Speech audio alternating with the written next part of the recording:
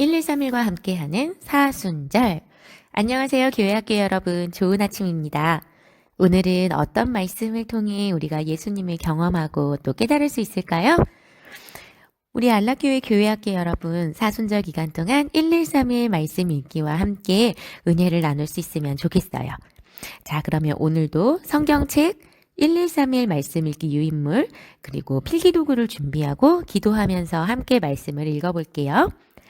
0단계입니다. 준비되었으면 기도하겠습니다. 하나님 아버지, 오늘도 말씀을 주셔서 감사합니다. 저의 마음과 저의 생각이 깨끗한 모습으로 하나님의 말씀을 먹을 수 있게 저의 모든 죄와 나쁜 생각과 나쁜 습관들을 깨끗하게 씻어주세요. 저의 주인이신 예수님을 따라가겠습니다.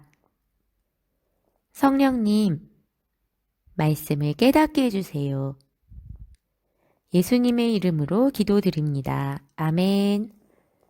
1단계는 말씀 읽기예요.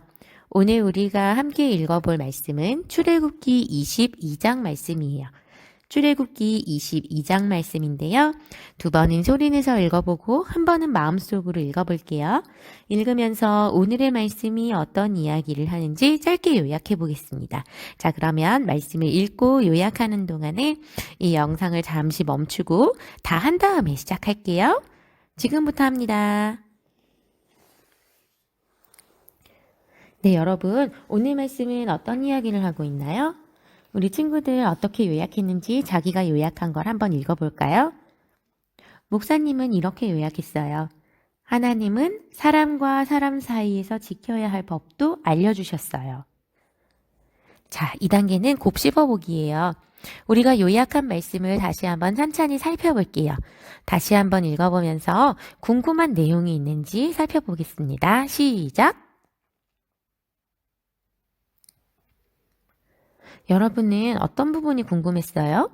아니면 좀 이상하다 이런 부분이 있었나요? 목사님은 읽으면서 2절과 3절이 조금 이렇게 눈앞에 그려지는 모습이 무섭기도 하고 우습기도 했어요. 왜냐하면 2절을 보면 분명히 도둑이 뚫고 들어오는 걸 보고 그를 쳐 죽이면 피 흘린 죄가 없다 그랬는데 3절에서는 해가 돋은 후에는 피 흘린 죄가 있다 그랬거든요. 그러니까 이게 도둑이 들어오는 걸 보고 죽여도 되는데 죽이면 안 된다고, 죽이면은 죄가 있다. 이거 대체 무슨 말이지? 이런 생각이 들었거든요. 우리 친구들은 읽으면서 무슨 생각했나요? 이 2절과 3절 어떻게 해석할 수 있을 것 같아요? 이 부분이 무슨 이야기냐면요.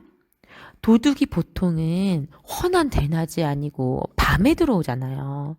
밤에는 그 시절엔 전기도 없는 때였고 해가 지고 나면 캄캄했거든요. 별빛과 달빛 말고는 사람들의 눈을 밝혀줄 게 없었어요. 그러니까 밤에는 안 보이니까 도둑이 들어오는 게 어슴푸레한데 뭐가 이렇게 슬금슬금 들어오면 도둑이다 이러고는 이렇게 막 나가라고 막 이렇게 하다가 보면은 자기가 어디를 때리는지 얼마나 때리는지도 알지 못할 수가 있어요. 그래서 이 어쩔 수 없는 경우에 밤에 도둑이 들어와서 쳤는데 그 도둑이 죽은 경우는 어쩔 수 없는 경우니까 피 흘린 죄가 없는데 이제 해가 떠오기 시작하면 눈앞에 사물이나 형체가 보인단 말이죠. 그러니까 자기가 도둑이 어디를 어떻게 때리고 있는지를 알고 때리는 거예요.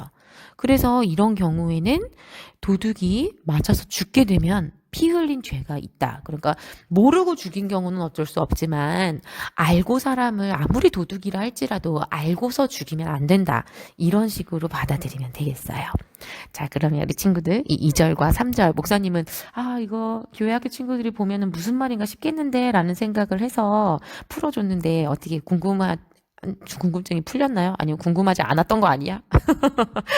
자, 그러면 이제 3단계로 가볼게요. 3단계는 예수님과 연결하기예요. 오늘의 말씀은 예수님과 어떻게 연결될 수 있을까요? 여러분은 어떻게 생각하나요? 목사님은 오늘의 말씀을 통해 이 부분을 생각했어요.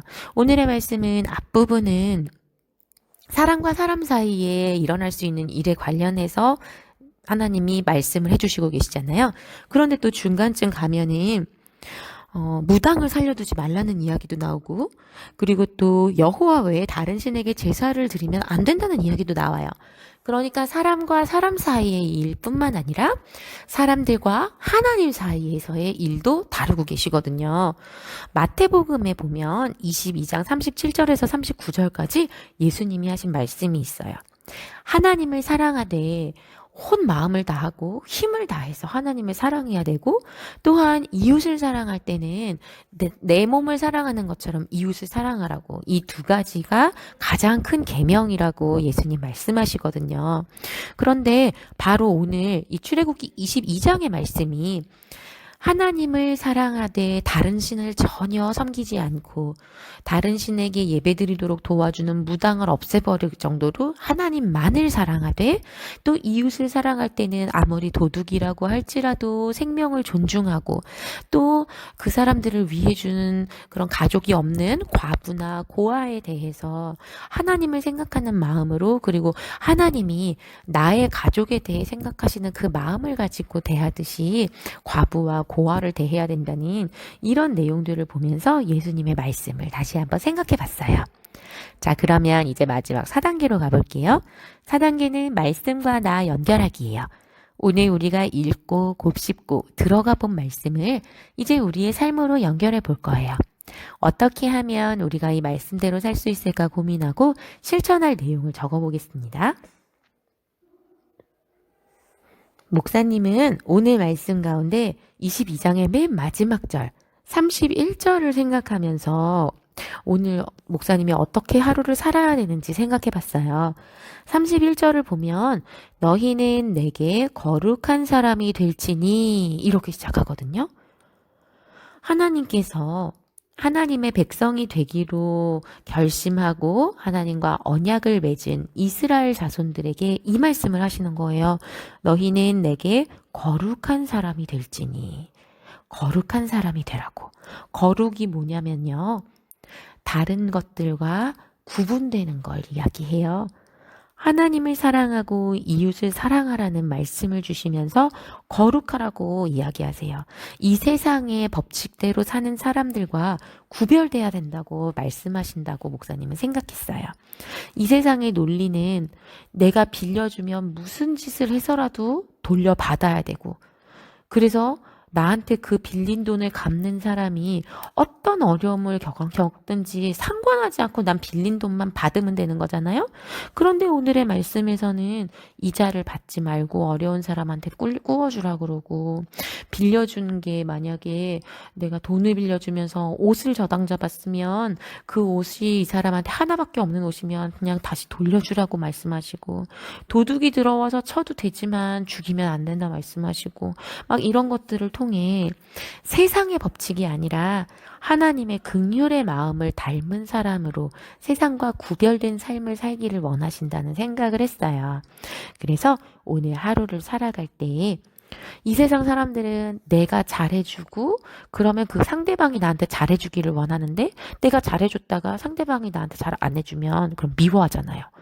그런데 목사님은 오늘 하루 동안에 내가 다시 돌려받을 것에 대해서 생각하지 않고 무조건 축복의 말을 하고 무조건 사랑을 표현하면서 오늘 하루를 지내봐야 되겠다는 이런 생각을 했어요.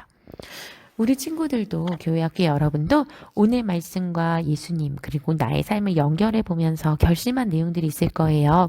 그 결심한 내용들을 꼭 실천하는 하루를 보냈으면 좋겠습니다. 이제 함께 기도할게요. 하나님 아버지, 오늘도 말씀을 주셔서 감사합니다. 오늘의 말씀을 읽고 깨닫고 결심한 대로 살아낼 수 있도록 저를 붙들어 주세요. 성령님, 저에게 힘을 주세요. 예수님의 이름으로 기도드립니다. 아멘. 자, 1, 2, 3일과 함께하는 사순절, 오늘은 여기까지 할게요.